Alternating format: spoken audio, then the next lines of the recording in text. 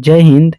Math filament YouTube channel में आपका बहुत बहुत स्वागत है, जिसमें मैंने पार्ट 1 में मैंने 20 क्वेश्चन आपको करा दिया था प्रकाश के परावर्तन और अपवर्तन से, जिससे हम उससे आगे देखने वाले हैं 21 नंबर क्वेश्चन से। और ये बोर्ड एग्जाम के लिए, क्लास 10th के लिए बहुत ही इंपॉर्टेंट है, ठीक है। जिसमें इस वाले ऑब्जेक्टिव क्वेश्चन से डायरेक्ट आपके बोर्ड एग्जाम में, बिहार बोर्ड एग्जाम में आपको डायरेक्ट यहाँ से आयोग वाला क्वेश्चन पूछता है, ठीक है। तो ये प्रीवियस ईयर क्वेश्चन है। तो चलिए स्टार्ट करते हैं। 21 नंबर क्वेश्चन साइड मिरर के रूप में प्रयुक्त होता है। देखो, मैंने उस वाले पार्ट 1 में मैंने बताया था साइड मिरर के बारे में। तो साइड मिरर के बारे में कौन सा दर्पण उपयोग होता है? ए हो जाएगा अवतल दर्पण, बी हो जाएगा उत्तल दर्पण, सी हो जाएगा उत्तल लेंस और डी हो जाएगा प्रिज्म। तो इसमें क्या होगा? देखो, मैं इसमें 20 क्वेश्चन कराने वाला हूँ। इसमें से आपको क्वेश्चन करना है, देखना है कि आपका इसमें से कितना क्वेश्चन सही हो रहा है, ठीक है। चलिए स्टार्ट करते हैं। तो साइड मिरर के रूप में किसका प्रयोग होता है? तो साइड मिरर के रूप में उत्तल दर्पण का प्रयोग होता है, ठीक है। आगे बढ़ते हैं। देखो, एक अवतल दर्पण की फोकस दूरी 10 सेंटीमीटर है, तो उसकी वक्रता त्रिज्या क्या होगी? देखो, इतना आसान क्वेश्चन पूछ दिया, ठीक है। देखिए, इसका सूत्र क्या होता है? आर बराबर 2f, ठीक है। तो आर क्या हो गया? वक्रता त्रिज्या, और एफ क्या हो गया? आपका फोकस दूरी। देखो, यहाँ पे 2 और एफ है ना, 2f। तो अगर इसमें बीच में कुछ नहीं है यहाँ पे ना, तो इंटू का वहां पे साइन होता है। तो 2 इंटू एफ कितना दिया है? 10 सेंटीमीटर। तो 10 दूना कितना हो जाएगा? 20। तो आपका 20 सेंटीमीटर आंसर हो जाएगा, ठीक है। देखो, यहाँ से क्वेश्चन देखो, कुछ ज्यादा बड़ा हो गया। निर्गत किरण एवं अभिलंब के बीच के कोण को कहते हैं। देखो, निर्गत किरण एवं अभिलंब के बीच के कोण को क्या कहते हैं? ए आपतन कोण, बी परावर्तन कोण, सी निर्गत कोण, डी इनमें से कोई नहीं। क्या हो जाएगा इसका? इसका ऑप्शन हो जाएगा सी, निर्गत कोण। देखो, मैं एक क्वेश्चन के लिए आपको 3 सेकेंड का टाइम दूंगा, उसके बाद मैं अपना क्वेश्चन खुद अपने आप से टिक कर दूंगा, ठीक है। और इसमें से 20 क्वेश्चन है। देखिए, आप जिसका इसमें से 20 का अगर 20 सही हो जा रहा है, तो आप लोग कमेंट बॉक्स में कितना कितना सही हो रहा है आप लोग कमेंट बॉक्स में छाप दीजिएगा, ठीक है। सरल सूक्ष्मदर्शी में किसका उपयोग होता है? तो चलिए, ए हो जाएगा अवतल दर्पण, बी हो जाएगा उत्तल दर्पण, सी हो जाएगा अवतल लेंस, डी हो जाएगा उत्तल लेंस। तो सरल सूक्ष्मदर्शी में किसका उपयोग होता है? क्या हो जाएगा? 24 का डी, उत्तल लेंस, ठीक है। बोल रहा है कि किसी लेंस के द्वारा सिर्फ काल्पनिक प्रतिबिंब बनता है। किस लेंस के द्वारा काल्पनिक प्रतिबिंब बनता है? ए उत्तल, बी अवतल, सी वाई फोकल और डी हो जाएगा इनमें से कोई नहीं। क्या होगा इसका? 25 का भी हो जाएगा अवतल। परावर्तन के नियम से निर्धारित होता है। परावर्तन के नियम से क्या निर्धारित होता है? ये हो जाएगा आपतन कोण बराबर परावर्तन कोण, डी हो जाएगा परावर्तन कोण बराबर अपवर्तन कोण, सी हो जाएगा आपतन कोण बराबर विचलन कोण, डी हो जाएगा इनमें से कोई नहीं। क्या होगा? तो ए हो जाएगा आपतन कोण बराबर परावर्तन कोण। ये देखिए, बोर्ड एग्जाम के लिए वीवीआई क्वेश्चन है, यहाँ से प्रीवियस ईयर से डायरेक्ट यहाँ आपके बोर्ड एग्जाम में छपेगा। मैं आपको पहले ही बता दे रहा हूँ, इसको याद कर लेना है पूरा।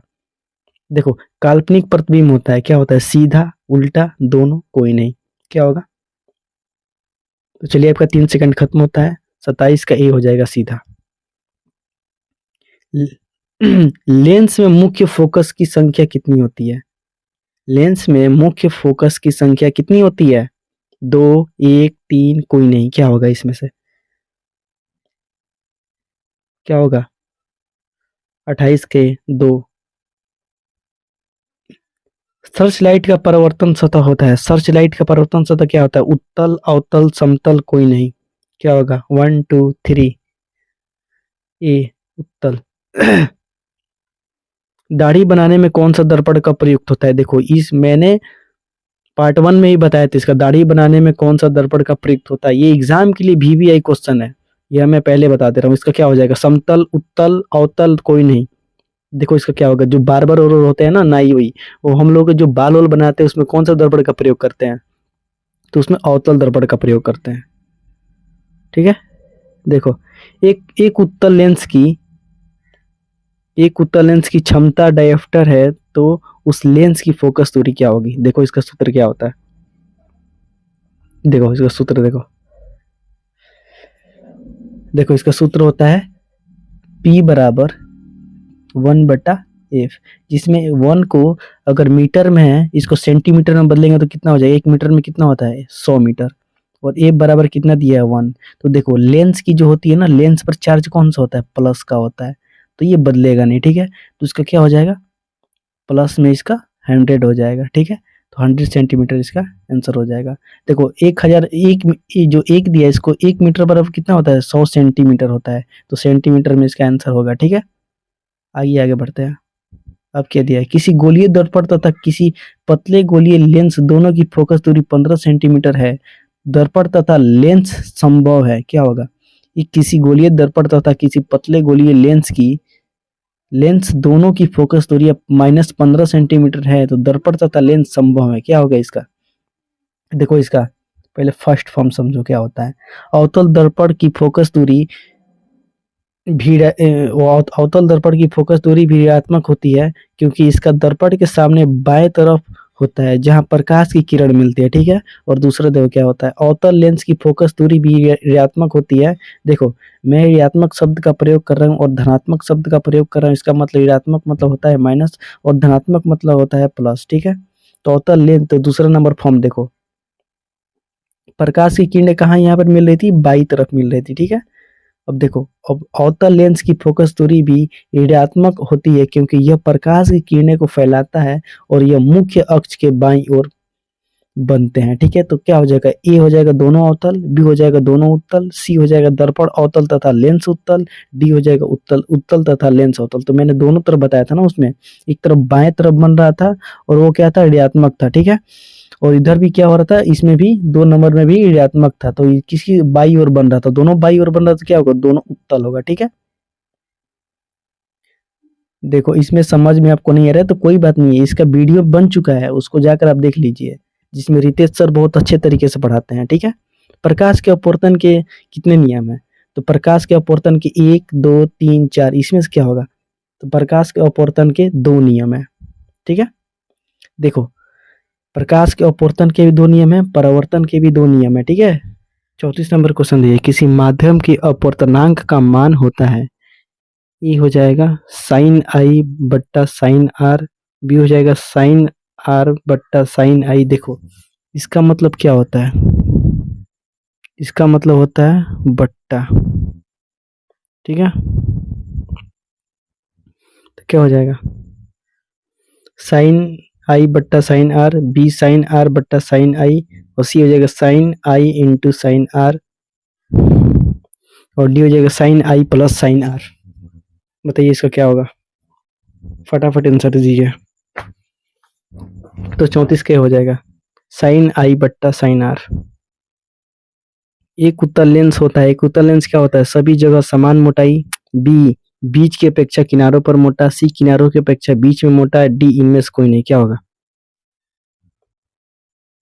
जल्दी जल्दी बताइए क्या होगा। तो 35 का हो जाएगा सी, बीच की अपेक्षा किनारों पर मोटा।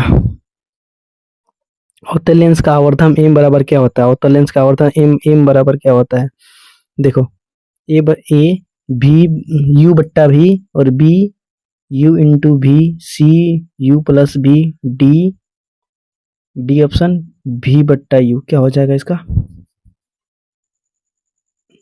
36 के डी, भी इंटू यू, ठीक है।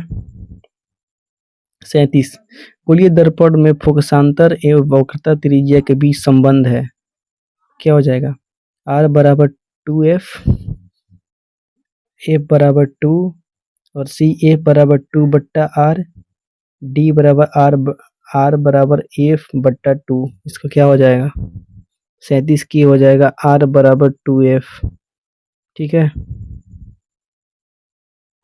अब देखो सोलर कुकर में किसका प्रयोग किया जाता है, तो क्या हो जाएगा, अवतल अवतल दर्पण, उत्तल दर्पण, समतल दर्पण, उत्तल तथा अवतल दोनों, इसका क्या हो जाएगा,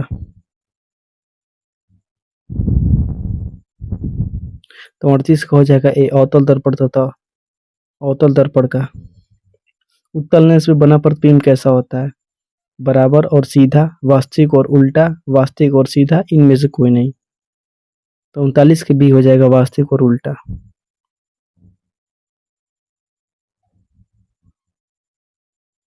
उत्तल लेंस में जब बीम F और 2F के बीच रखा जाता है तब बना प्रतिबिंब होता है, क्या होता है? बड़ा और वास्तविक, छोटा और वास्तविक, छोटा और काल्पनिक, बड़ा और काल्पनिक। क्या हो जाएगा? 40 का हो जाएगा बड़ा और वास्तविक। तो मैंने यहाँ पर भी 20 क्वेश्चन मैंने करा दिया है, ठीक है। देखते हैं 20 में से किसका 20-20 आया है। अगर 20 में से कोई कम भी नंबर लाया हुआ तो कोई बात नहीं है, वो कमेंट बॉक्स में छापिए और नेक्स्ट वीडियो में प्रयास करिए कि आपको 20 में से 20 को नंबर आपका आए। तब तक के लिए बाय बाय, टेक केयर, धन्यवाद।